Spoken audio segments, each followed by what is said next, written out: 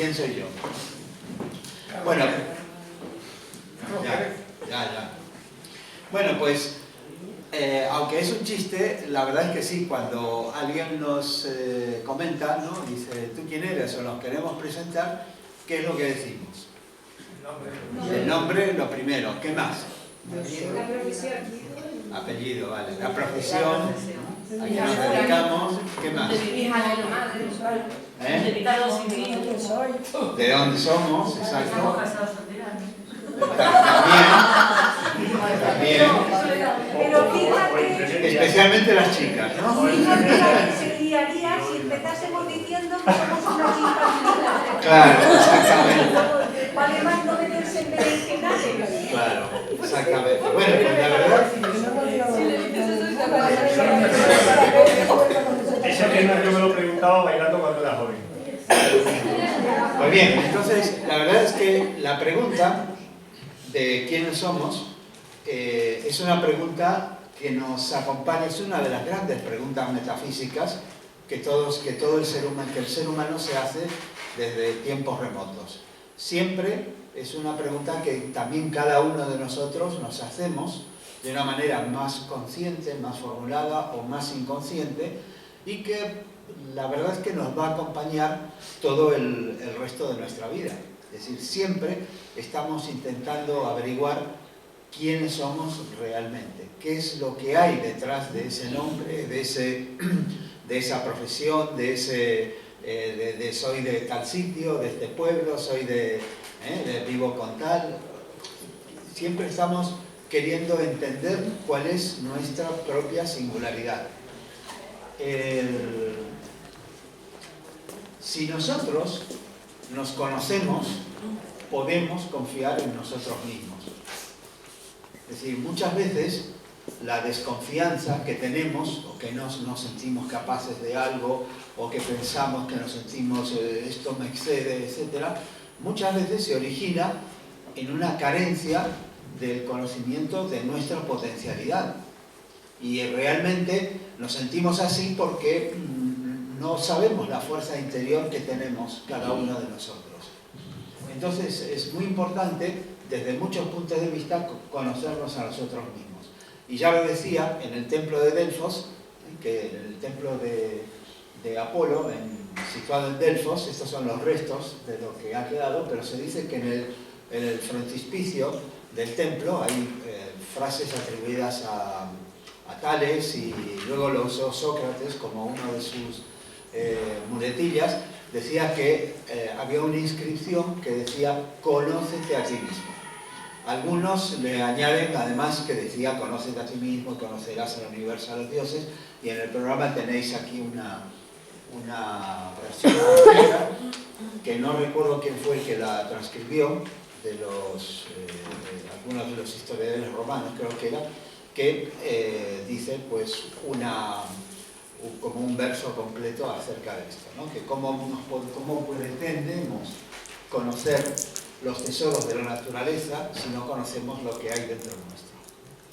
Entonces, la verdad es que cuando pensamos en esto nos damos cuenta de que no es una tarea nada fácil ni inmediata, pero es una tarea que evidentemente nos concierne y nadie la puede hacer por nosotros. Bueno, pues vamos a ver, ¿qué nos dice? Entonces, ¿qué somos? ¿Qué nos dice la biología? Vamos a repasar algunos conceptos. Bueno, la biología, esto lo vemos muy rápidamente porque tampoco nos va a aclarar demasiado. Dice, la biología ha descubierto que todos los seres vivos evolucionan a partir de unas células, de unas formas más primitivas a unas formas más complejas, que los cambios genéticos se dan por las leyes de la evolución y de la herencia.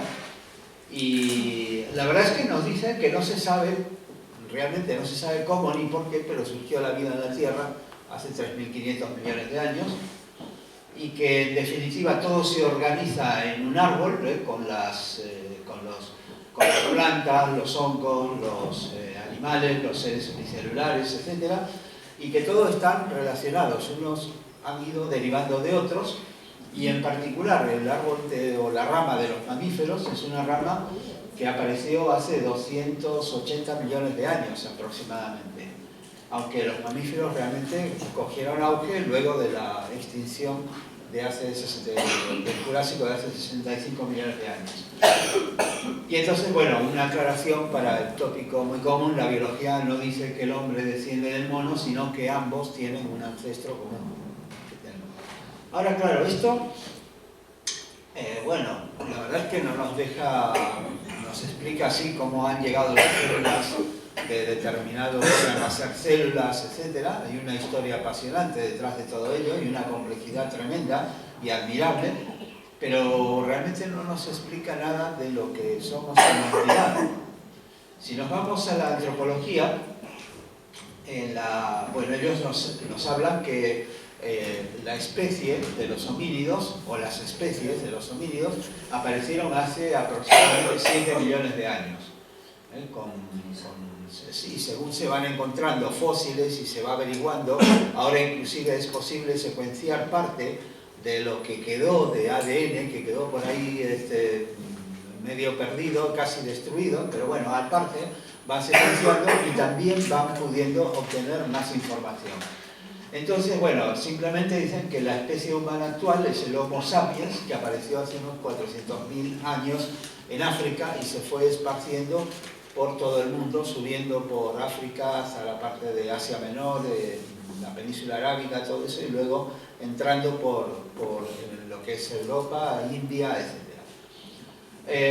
Nos caracterizamos por ser una especie, comparado con otros mamíferos, una especie social, inteligente, aunque no demasiado a veces, capaz de aprender y utilizamos herramientas. Y todo esto no son, pero al final todo esto no son atributos únicos. Hay muchos animales que también tienen su inteligencia. Los delfines tienen un lenguaje, por ejemplo, complejo, que todavía no hemos sido capaces de descifrar. Lo que sí sabemos es que ellos se ponen nombres, se dan nombres y se llaman con los nombres, con sonidos determinados, que también son capaces de aprender. Muchas especies son suficientemente inteligentes como para aprender y también para usar herramientas. Inclusive aves, que parece que tienen un cerebro muy pequeñito y sin embargo son capaces de utilizar herramientas, de aprender y inclusive de contar. Se sabe, por ejemplo, que un loro gris puede contar hasta 8. En experimentos cuidadosamente diseñados se ha entendido que, no viene ahora el caso que lo cuente, que nos vamos a ir el tiempo, pero que realmente también tienen su parte. Entonces seguimos con la pregunta. Bueno, y vale, entonces si compartimos, desde el punto de vista biológico y genético, si compartimos un enorme porcentaje con el resto de las especies, digo, ¿cuál es nuestra singularidad? ¿Cuál es nuestra diferencia? Somos realmente seres complejos. Además de nuestro cuerpo, tenemos sentidos, emociones, pensamientos, alegrías, temores, esperanza, afectos, etcétera, etcétera. Todo ese conjunto de cosas que no sabemos hasta qué punto tienen otros seres, tienen los animales, los mamíferos superiores por lo menos, pero todos estos atributos, estas cosas forman aquello un poco vago o indefinido que llamamos conciencia.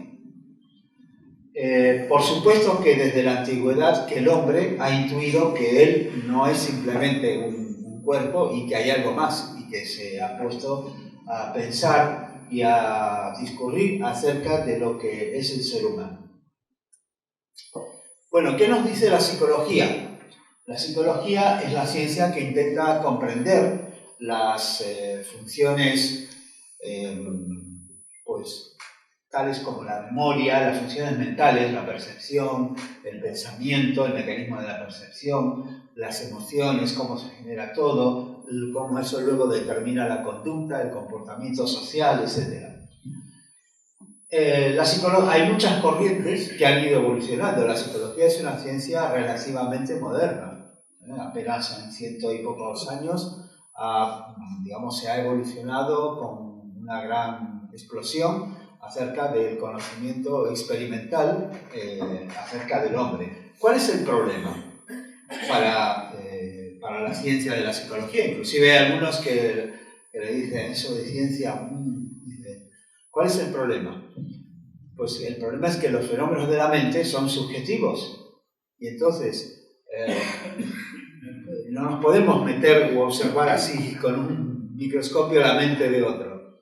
Entonces, claro, no se puede, hay que elaborar, poco a poco se fueron conociendo técnicas para elaborar experimentos adecuados que a través de la conducta, a través de cosas que demuestran qué es lo que está pasando. Inclusive, mucho del conocimiento de la psicología viene de la práctica clínica, de cosas que pacientes con determinada afección relatan, qué es lo que sienten, qué es lo que les pasa, qué sueños han tenido, qué se les ha ocurrido, y con eso el psicólogo va haciendo una radiografía, un cuadro de lo que es el paciente, de lo que le está pasando. No solamente la psicología ha incluido la práctica clínica, sino que ha incluido la investigación de lo que realmente es la mente humana o la conciencia del ser humano, la psique del ser humano. En particular, hemos elegido el modelo de Jung, del psicólogo suizo Carl Jung, que ha sido uno de los más elaborados, si se puede decir, mucho más elaborado que los primitivos de la psicología analítica, que solamente hablaban del subconsciente y poco más. Y Jung, bueno, hace una serie de elementos, pone una serie de elementos que no vienen, no podemos tampoco meternos ahora en profundidad, ni vamos a ver que vienen tanto al caso, pero algunos obviamente los hemos conocido, hemos estado hablando. El otro día Isaac nos habló acerca de la sombra. Bueno, ¿y esto cómo se organiza? Para Jung tenemos lo que es el campo entero de la psique. Se puede decir que tenemos lo que es la parte consciente, donde tenemos el ego o yo, allí la parte consciente. Esa parte consciente tiene una máscara que es la parte de la conciencia que regula el comportamiento que ofrecemos al mundo exterior, a la familia, a la cultura, a la sociedad, a la religión, etc. Todo ello, hacia todo ello le ofrecemos un comportamiento y todo ello influye a su vez sobre nosotros. Tenemos la parte, como la contraparte de la máscara, es la parte de la sombra, que fijaos que está ligeramente por arriba. O sea, esta es la parte del inconsciente personal, ¿no? La parte inconsciente pero personal. Y entonces la sombra está situada mayormente en la parte inconsciente, pero hay una que asoma un poco. O sea que algo nos sospechamos de las cosas que no queremos reconocer. El inconsciente personal, luego tenemos, bueno, no vamos a entrar en los arquetipos complejos y todo esto.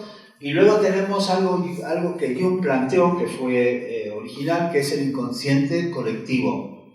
Ya es algo que trasciende al simple tema individual y que atañe a todo un pueblo, una familia, un pueblo, una raza, una nación, etc. Y toda la humanidad inclusive.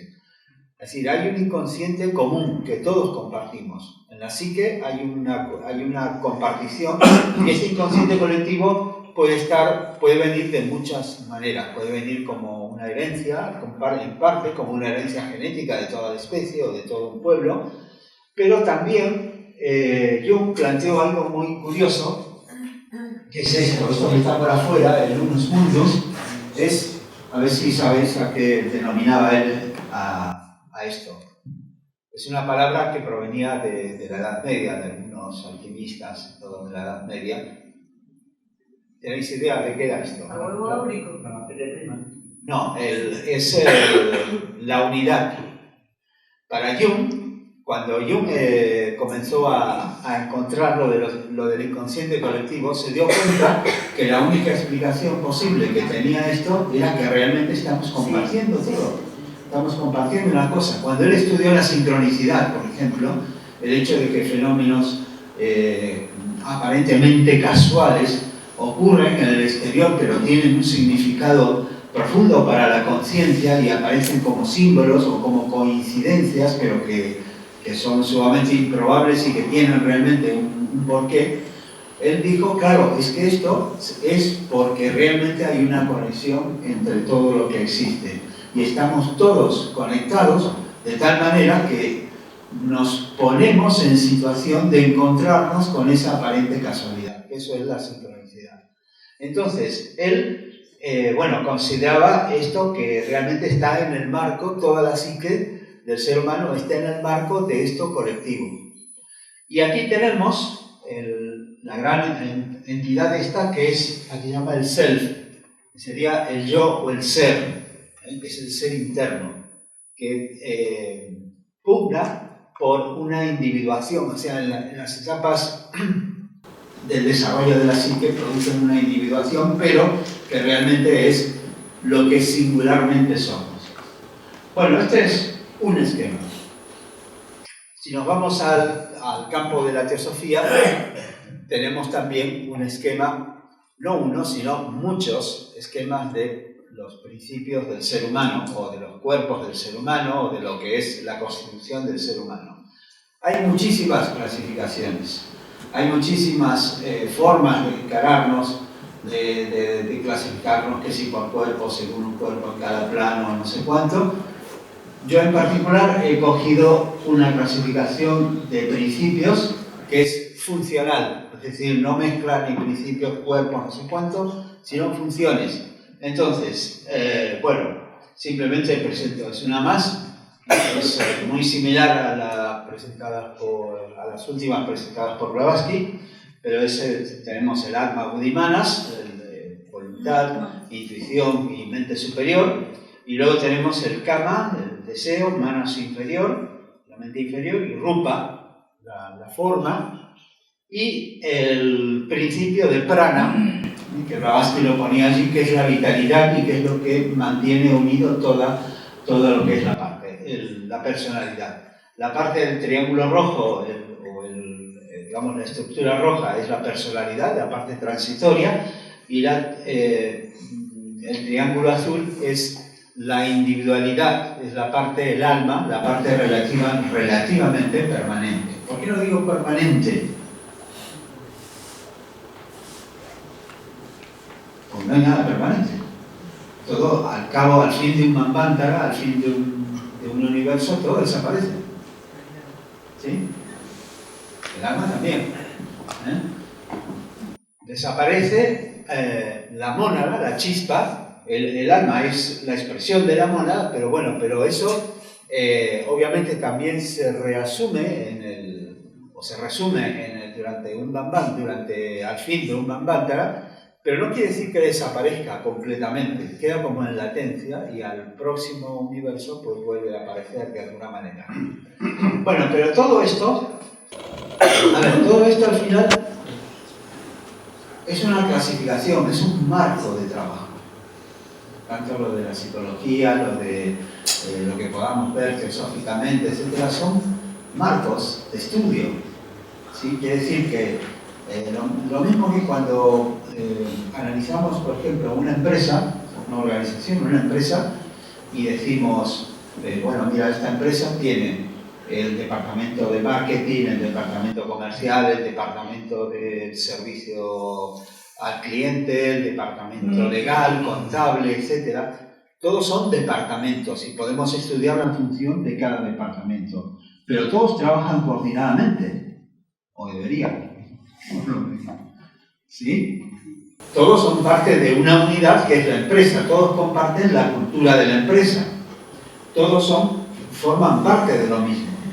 ¿Sí? Entonces, tenemos que recordar siempre esto. Cuando vemos este tipo de esquemas, son solamente estos, son esquemas.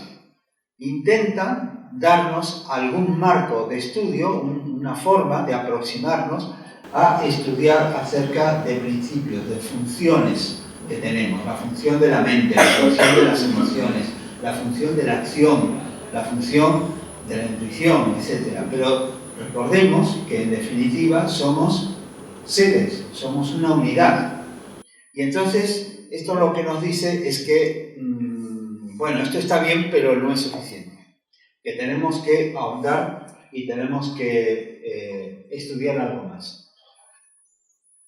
Tenemos que desechar las respuestas adquiridas. Cuando nos preguntamos ¿quién soy yo?, lo primero que podemos contestar inmediatamente, como buenos estudiantes de filosofía, somos una chispa divina que estamos aquí manifestadas, no sé cuánto. En lugar de decir, no, soy Carlos Pérez, de decir, como decía Clarisa, mira si empezamos por decir esto, toda la que nos espera, se nos muere el amigo que está enfrente o el nuevo conocido.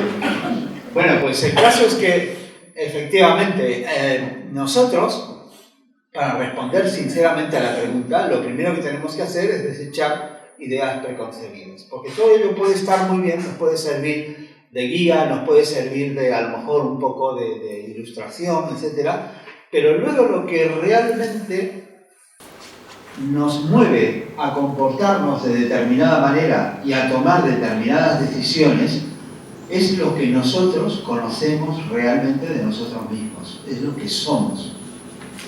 No las teorías o los esquemas o las cosas que hayamos aprendido, por muy bien que estén.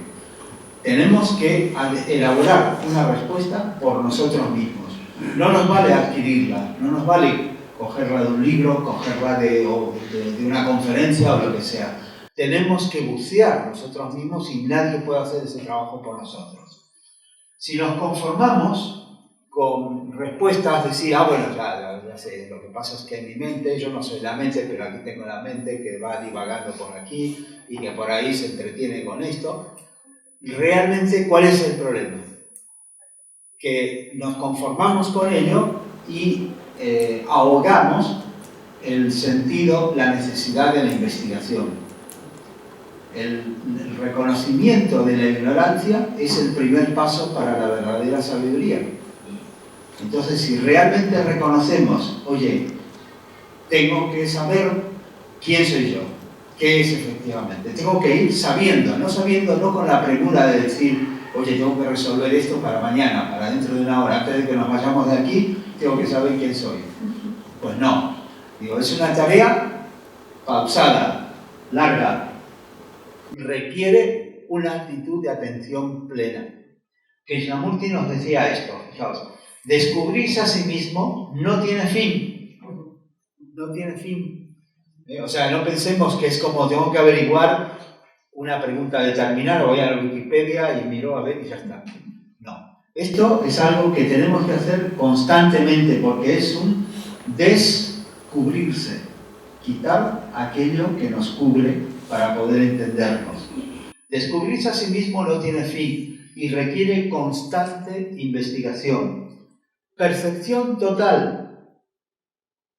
Percepción total. La percepción total es estar atento y estar atento a la percepción, a todo lo que sucede, no solamente en el exterior, que en este caso no nos va a servir de mucho, aunque algo aporta, sino a lo que sucede en nosotros mismos.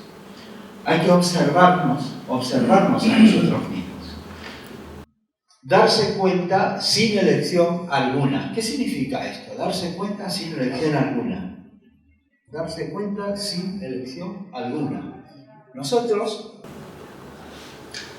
nos gusta elegir, y nos sentimos muy contentos cuando vamos a un supermercado o a una tienda y tenemos un montón de productos y dice, busco unos cereales y tenemos tropecientos mil para elegir y estamos media hora diciendo, este sí, no, mejor este, mira, tiene menos calorías, o este que parece más apetecible. Pero claro, para elegir tiene que haber opciones. Cuando hablamos del comportamiento, hablamos de la conciencia, de la toma de decisiones, básicamente. Si tenemos elecciones y decimos, ¿qué hago? ¿Hago esto? A, o hago esto otro, B. Bueno, si tenemos elecciones y nos hacemos la pregunta, es porque no conocemos en profundidad. ¿Está bien? Porque si conociéramos en profundidad, no tendríamos ninguna elección. ¿Lo veis? Sería como una cosa natural. ¿Sí? Cuando queremos a una persona y le podemos hacer un bien, lo hacemos sin una elección, no nos paramos a pensar, ¿qué hago? ¿Lo hago o no lo hago? A ver, porque, hombre, esto, no sé, la queremos y le hacemos, oye, ¿qué necesitas? Toma, aquí está, ya está. ¿Sí? Es espontáneo, no hay elección alguna. Pues de esa manera es como el autoconocimiento comienza o como podemos calibrar cuando realmente algo lo conocemos nosotros. Cuando decimos, yo quisiera ser de esta manera, pero resulta que muchas veces no puedo, me cuesta, es porque hay un conflicto, hay una lucha. Entonces estamos eligiendo, estamos diciendo, bueno, pues esto vamos a hacerlo así, vamos a hacerlo aquí. En realidad, dice Krishnamurti, este viaje consiste en abrir una puerta al individuo en relación con el mundo. Bueno, en la Vedanta se presenta una disciplina que se llama Atma Vichara. Atma es el ser, es el principio de la voluntad, el principio fundamental de los principios manifestados del hombre, el Atma, y Vichara es la inquisición sobre sí mismo, el inquirir sobre uno mismo. Es la indagación sobre la naturaleza del yo según la Vedanta y consiste en preguntarnos repetidamente ¿quién soy yo? ¿Quién soy yo? No es un mero análisis psicológico del yo personal. El análisis psicológico es necesario, pero no es suficiente. ¿Sí? Porque eso nos da el hecho de decir, bueno, cómo me comporto, las emociones que tengo, los contenidos de mi mente, por qué mi mente se va por aquí, por allí. Sí, eso lo necesitamos, es imprescindible, pero no nos basta con eso. Tenemos que descubrir algo más, tenemos que descubrir el centro del ser. El objetivo del Atma Vichara es, por lo tanto, el conocimiento del ser como la fuente y la raíz de nuestra individualidad. En la búsqueda, el Atma Vichara es la búsqueda de lo sagrado, de la esencia y de lo eterno que hay en nuestro interior. Para esto, como es un proceso de descubrimiento, tenemos que entender qué es lo efímero en nosotros, qué es lo que nos cubre, aquello que es efímero, y descartarlo. Ahora, ¿cómo hacerlo? Porque claro, tenemos tantas facetas en nuestra personalidad, tantas distintas actitudes, máscaras, componentes, etcétera, que parece ser que estamos rodeados por cosas que nos hemos construido. El núcleo del yo y de la personalidad realmente nos impide llegar al fondo de la cuestión. El yo está formado por tendencias del pasado, los skandhas, estos que hemos elaborado a través de múltiples vidas, yo soy así, yo tengo esta tendencia, etc. Bueno, pues los recogemos y los seguimos trabajando en la presente encarnación. Conductas adquiridas a través de la educación en el hogar, en la escuela, etc. Condicionamientos, miedos, apegos, etc. Todo eso han ido formando esto que llamamos el yo. Siempre que decimos, yo quiero tal cosa, a mí me gusta esto, siempre eso, al final, ¿qué es? ¿Es algo que corresponde a nuestro ser internamente? Posiblemente no. Siempre tenemos que analizarlo. Posiblemente, muchas veces, si lo estudiamos en detalle y lo rastreamos, se origina en algún problema o alguna cosa que nos ha afectado, que nos gustaba muchísimo, por ejemplo, de pequeños, y entonces eso ha hecho que de mayores, sin darnos cuenta siquiera, pues tengamos esta idea. ¿Os recordáis la experiencia de la paciente que contó Isaac, que soñaba con una loba? Dice, bueno, pues fijaos cómo el inconsciente siempre da mensajes, a veces a través de sueños, de símbolos, etcétera, de cosas que no queremos reconocer. Pues bueno, pues esto se trata de algo efímero, porque una vez que ella lo reconoció, se disolvió. Y se ha disuelto una parte de su yo, de esa naturaleza que le afectaba. No se trata de un ejercicio de control, donde una parte de la personalidad quiere dominar a otra. Un problema en el que muchas veces incurrimos es que tenemos una aspiración, decimos, queremos mejorar. Miramos un ideal, decimos, yo quisiera ser como fulanito de tal, o según dice aquí, hay que ser puro, hay que ser elevado, hay que ser noble, hay que tener esto, entonces yo voy a hacer eso, voy a ser noble, voy a hacer esto. Entonces, una parte de nuestra mente reconoce o piensa que tenemos que ser de una determinada manera e intenta forzar al resto del yo, al resto de nuestra personalidad, a trabajar de determinada manera. ¿Y eso qué es lo que pasa? No funciona. ¿Por qué no funciona? Porque hay tensiones, hay conflictos, porque es una parte de la mente tratando de forzar a otra parte de la mente. Entonces, necesariamente se originan fuerzas de oposición. Se origina aquello que decía San Pablo, de que quiero actuar de una manera, pero hago lo contrario. ¿Sí? ¿Por qué? Porque eso está ahí, es un conflicto no resuelto, no es la verdadera manera de afrontar el problema. Porque no se trata precisamente de un control. Muchas veces en la meditación hemos escuchado por ahí, bueno, hay técnicas y yo no quiero meterme con ninguna, ¿no? Pero hay algunas que te dicen por ahí, si tú llegas a darte cuenta de que te has ido del tema de la meditación, tienes que hacer el camino inverso. Traer a la mente, venir para aquí otra vez al tema que era, y vienes para aquí y sigues ahí en eso. Si hacemos eso, estamos forzando y estamos perdiendo la oportunidad de conocer por qué nos fuimos hasta allí. La meditación es fundamentalmente un proceso de aprendizaje. Es el estado meditativo, ni siquiera tiene que ser cuando estamos sentados. Podemos estar caminando, podemos estar haciendo algo, pero en el estado meditativo, observar a la mente es fundamental. Y para conocernos, tenemos que no dejarla en blanco, divagar libremente. No, pero tenemos que observarla. Y si hay algo que nos preocupa, si estamos pensando en la compra que tenemos que hacer o en el trabajo que tenemos que hacer mañana, es porque hay algo que nos está preocupando. Y tenemos que decir, ¿por qué esto me preocupa tanto? Porque lo tengo sin hacer. Por lo que sea. Pero digo, bueno, pero que lo tenga sin hacer no quiere decir que lo pueda hacer ahora, lo tendré que hacer mañana, no ahora. ¿Por qué tengo esta ansiedad? ¿Por qué no puedo dejar libremente? Ya lo haré. Cuando llegue al supermercado, haré la compra. Pero antes no puedo. ¿Sí? O cuando me pongo a trabajar, hago el trabajo, pero antes no puedo. Entonces, eso es fundamental. No se trata de un control para conocernos a nosotros mismos, no se trata de ejercer un control aplastante, ¿sí? De una parte que digo, yo quiero ser así, sobre otra que digo, esto no me gusta, vamos a reprimirlo. Sino que se trata de conocernos fundamentalmente. ¿Por qué está cada cosa aquí? Fijaos en esto, ¿cómo distorsiona el yo la realidad? Suponed que estamos en un paisaje hermoso, aquí un río que transcurre entre un bosque, un arroyo que transcurre entre un bosque, llegamos allí y decimos, ¡ah, qué aire, qué hermosura, qué bonito! Y entonces empezamos.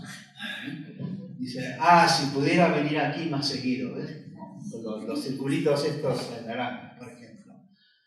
Y vemos unas bayas y decimos, oye, ¿serán comestibles estas bayas? Y ya empezamos fijaos, el yo siempre, ¿no? Tratando de decir, oye, esto que... Y miramos el agua y la corriente del arroyo y decir, qué poca agua que trae este año. Dice, ha llovido poco, no sé cuánto. Ya le empezamos a meter, ¿qué cosa? Recuerdos, deseos, cosas relacionadas con nosotros. Y nos estamos perdiendo de ver la imagen real, la percepción completa de lo que tenemos delante. ¿Sí? Entonces, esto es un ejemplo de cómo el yo nos distorsiona la percepción. Para poder entendernos, una parte de la respuesta también está en ver cómo nos relacionamos. Si tenemos relaciones estables, es un buen indicio. Significa que, claro, nosotros somos seres sociales. Si tenemos relaciones estables, significa que tenemos cierta estabilidad. Si estamos cambiando permanentemente de amigos, de esto, no sé cuánto, y de repente conocemos a uno y decimos, esto es un amigo, un amigazo, no sé cuánto, y recién lo conocemos, no lo conocemos de nada, pues, oye, empecemos a sospechar un poco de que algo va mal, de que alguna inestabilidad tenemos. Siempre podemos recordar reconocer amigos de vidas anteriores y cosas así, pero generalmente lo que suele pasar es que somos tan inestables que estamos detrás de cualquiera que nos preste un poco de atención. ¿Sí? Las relaciones son satisfactorias. ¿Qué quiere decir que sean satisfactorias? No quiere decir solamente que son para nosotros, sino que si son satisfactorias para nosotros y para la otra persona. Si ambos nos alegramos de encontrarnos, si ambos no decimos, uy, otra vez este pesado. Si nos encontramos a gusto, si sabemos que estamos compartiendo algo. Son relaciones balanceadas, satisfactorias para ambas partes, como se dice en inglés, win-win, es decir, que los dos ganan, ganador, ganador. Es decir, del hecho de la relación tenemos que ganar los dos. O tenemos un deseo de control sobre los otros. El deseo de control es muy común. Queremos que los otros hagan lo que nosotros pensamos que tienen que hacer. ¿Sí? Es un ejercicio de introspección y una forma de separar lo efímero de lo esencial es tratar de vernos en la perspectiva de la vida. Es muy difícil en un momento dado decir, pararme aquí y decir, bueno, ¿y ahora quién soy? Trataremos de observarnos tranquilamente y sin juzgarnos. Esto es muy importante, sin juzgarnos. No empezar, cuando observamos nuestra vida, no empezar a decir, si no hubiera hecho esto, qué tonto que he sido, qué malo, qué error que cometí, o cómo no aproveché esta oportunidad, cómo dejé escapar esto. Esto es un juicio, lo que pasó, pasó. Está ahí.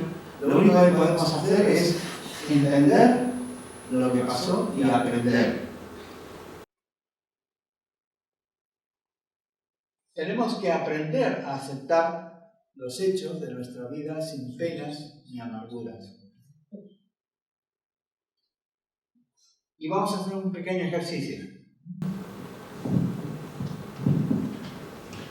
Os voy a pedir que cerremos los ojos.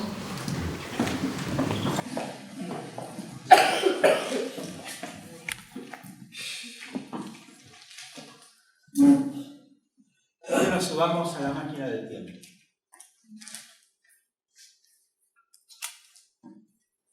Retrocedamos hasta la época en que éramos niños. Los primeros recuerdos que tengamos. Las primeras imágenes que tenemos de nosotros mismos. Quizás en brazos de nuestros padres, con nuestros hermanos, nuestros primeros amigos de la infancia. Todos nos preguntaban, ¿qué quieres ser de mayor?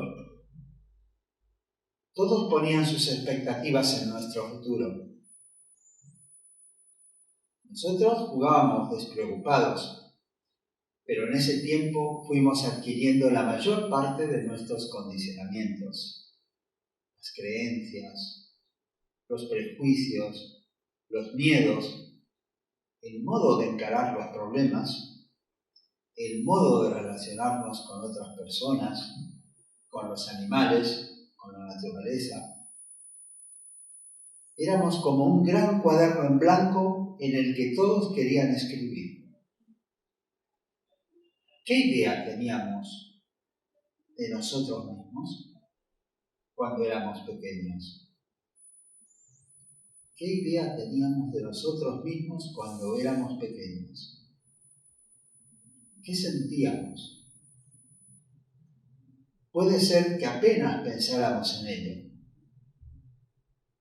y que simplemente queríamos querer y ser queridos.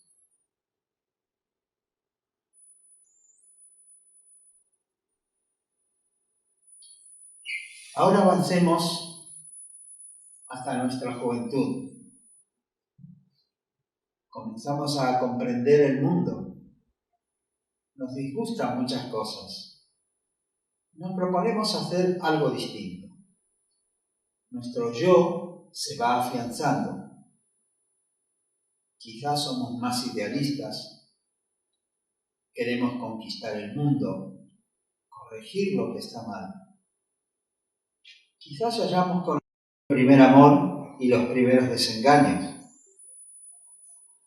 Ahora, más que nunca, nos acosa la pregunta: ¿qué queremos ser? Esto suele asociarse con cómo nos vamos a ganar la vida o con encontrar el amor de nuestra vida y formar una familia. Pero, ¿hemos pensado en ser felices? ¿Ser responsables? ¿Ser sabios? ¿O ser decididos? ¿Qué idea teníamos ahora de nosotros? ¿Qué idea teníamos en ese entonces de nosotros mismos? ¿Cómo nos veíamos? ¿Qué expectativas teníamos? ¿Qué queríamos aprender?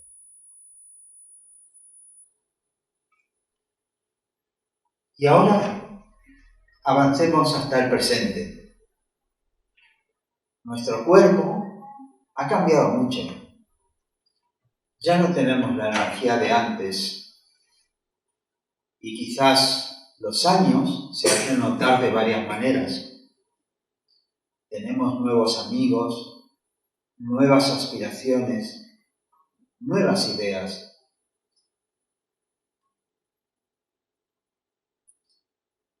Seguramente hemos sentido dolor por la muerte de seres queridos. O hemos experimentado la frustración de varias maneras. Pero continuamos siendo nosotros mismos, aprendiendo. Quizás hemos formado una familia y nos vemos parcialmente reflejados en nuestros hijos y nietos que también aprenden a su modo.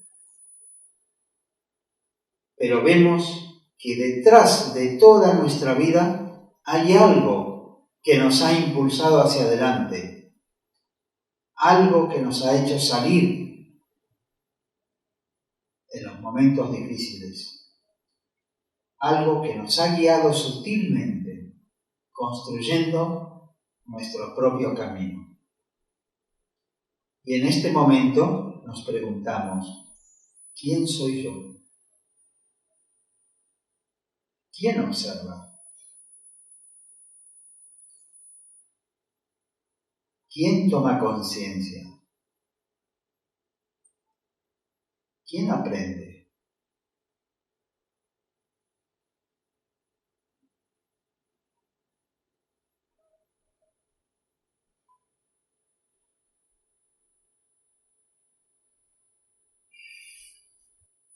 Y ahora podemos abrir los ojos, volvemos al medio ambiente. Y realmente este es como un pequeño ejercicio de introspección. Hay muchos parecidos de este tipo. Este es uno que, en fin, que me inventé, pero que creo que vale, porque cuando vemos la vida como un conjunto, tenemos una idea más clara de lo que es más permanente y de lo que es más transitorio, ¿no? Y ahora fijaos, cuando hay una escritora, se llama Bronnie Ware, que trabajó muchos años en cuidados paliativos para enfermos terminales y que hizo un libro. Estos enfermos terminales eran enviados a casa a morir. Y entonces ella los asistía, los cuidaba y recogía lo que ellos decían, sus reflexiones, sus pensamientos. Y entonces recogió en un libro que se llama Las 5 grandes, de lo que se arrepiente, los 5 grandes arrepentimientos de los agonizantes. Y dice que observó que la gente crece interiormente cuando se enfrenta a lo inevitable de su muerte. Encontró que todos los pacientes, y dice ella, todos, realmente encontraban su paz antes de morir. Recoge las grandes cosas de que se arrepienten al hacer el recuento de su vida. Y hay puestas en orden, de las más comunes, hay 5 que podemos mencionar. La primera dice: desearía haber tenido el coraje de vivir una vida verdadera conmigo mismo, no la vida que otros esperaban que yo viviera. Fijaos esto, ¿cuántas veces intentamos adaptarnos y hacer, bueno, esto es lo que dicen, lo que mis padres gustaría, esto es lo que me gustaría, que mis hijos desearían que fuera así, que obrara de esta manera y tal? Pero ¿y nosotros qué queremos? ¿Qué queremos de verdad? No el capricho del momento y tal, sino ¿qué queremos de verdad? ¿Qué sueños tenemos? Sigue tus sueños. Es una frase que a veces puede resonar en nuestra mente. Sigue tus sueños. ¿Qué queremos hacer? No es solamente una pregunta que nos hagamos al origen de nuestra vida. Siempre la tenemos que hacer. Sigue tus sueños. ¿Qué deseamos hacer?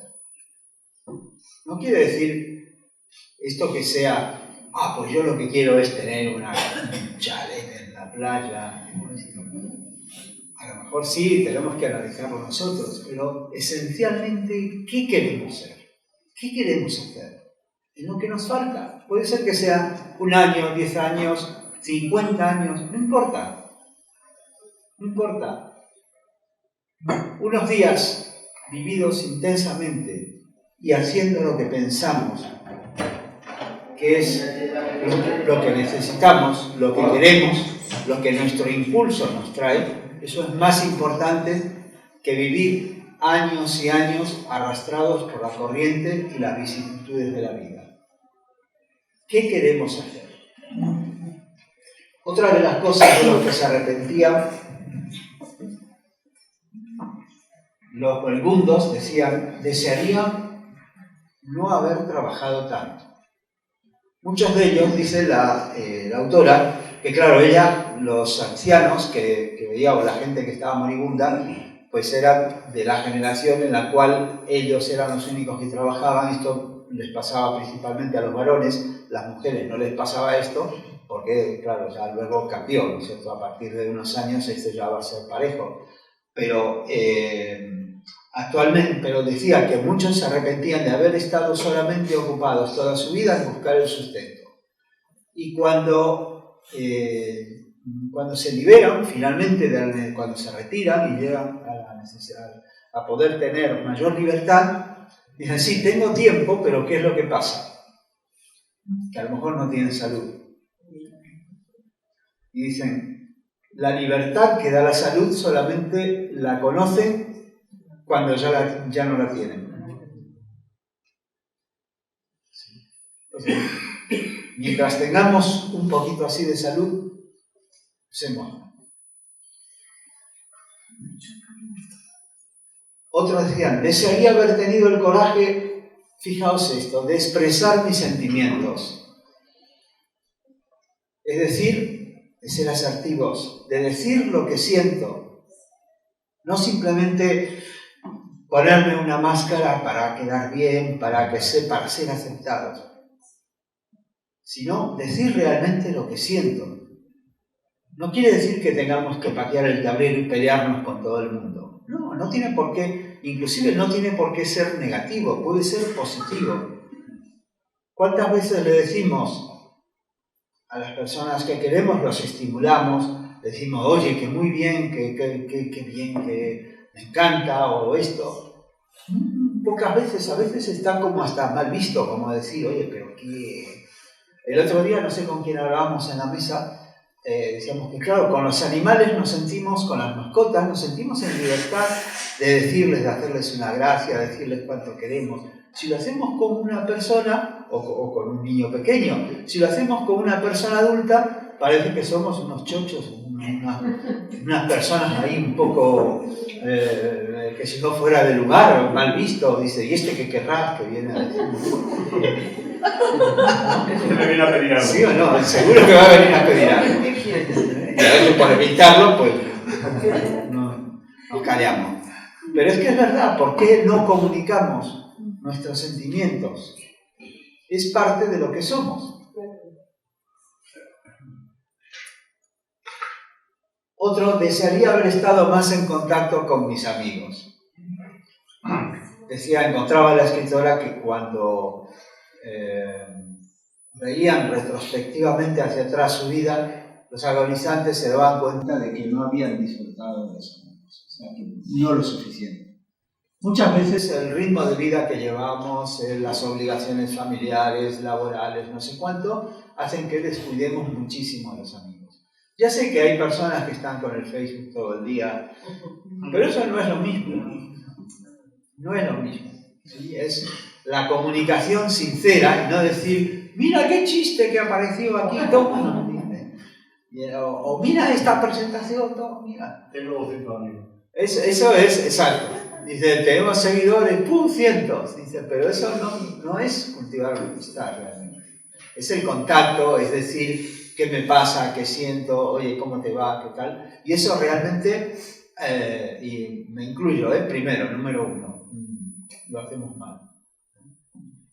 Vamos a lo que te quieres. ¿Cómo? Que no sabes lo que te quieres. Exactamente, sí, Teresa. Y el quinto, desearía haberme permitido a mí mismo ser más feliz. Es algo que no nos enseñan en la escuela, no forma parte de ninguna asignatura, de ningún currículum. Y sin embargo todos queremos ser felices, y no hay nadie que quiera ser un desgraciado en su vida. No sé si José Luis tenía algo diferente que decir. No. Está de acuerdo. Pues no, es verdad. Digo, qué cosa tan tonta. Digo, pero fijaos que nosotros realmente pensamos, decir, claro, en la escuela nunca se habla de esto. Parece que fuera algo reservado a un terreno íntimo, personal, que no se debe tocar. ¿Por qué? Si somos seres sociales, ¿en qué consiste la felicidad? Claro, no se toca porque a nadie le conviene, excepto a nosotros mismos, al interesado, porque nos intentan hacer creer que ser felices significa poseer esto, tener este coche, viajar a tal sitio, ¿sí? Nos intentan dirigir nuestro pensamiento para dirigir el consumo y por lo tanto en redundancia del negocio, ¿sí?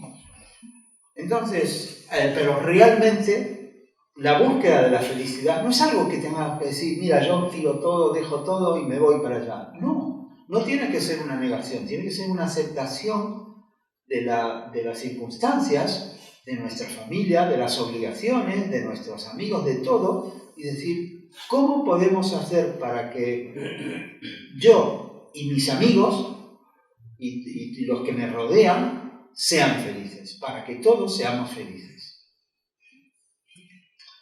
Entonces, la pregunta, ¿quién soy yo? Ya termino. La pregunta, ¿quién soy yo? Primero, tenemos que reconocer que no estamos solos, que lo que somos también está determinado por nuestras relaciones y por nuestro entorno. Que el yo se diluye, que nos damos cuenta cada vez más que aunque somos una singularidad, que cada uno de nosotros es singular, es difícil establecer una membrana de separación, una envoltura. Nosotros influimos sobre nuestros familiares y amigos y ellos influyen sobre nosotros. Compartimos esta vida.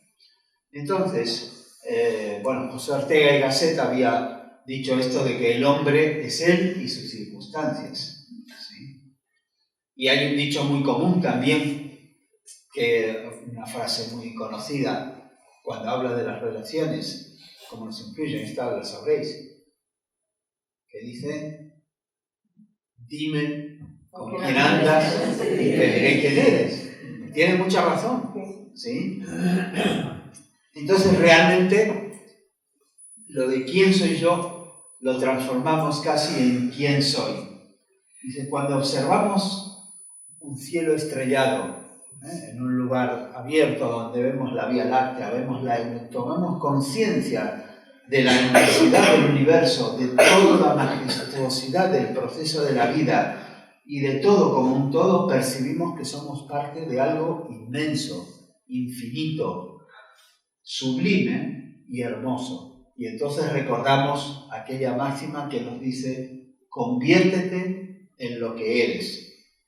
Y entonces todavía le hemos quitado el yo, pero todavía simplemente podemos llegar a decir lo siguiente, simplemente soy. Muchas gracias. Gracias.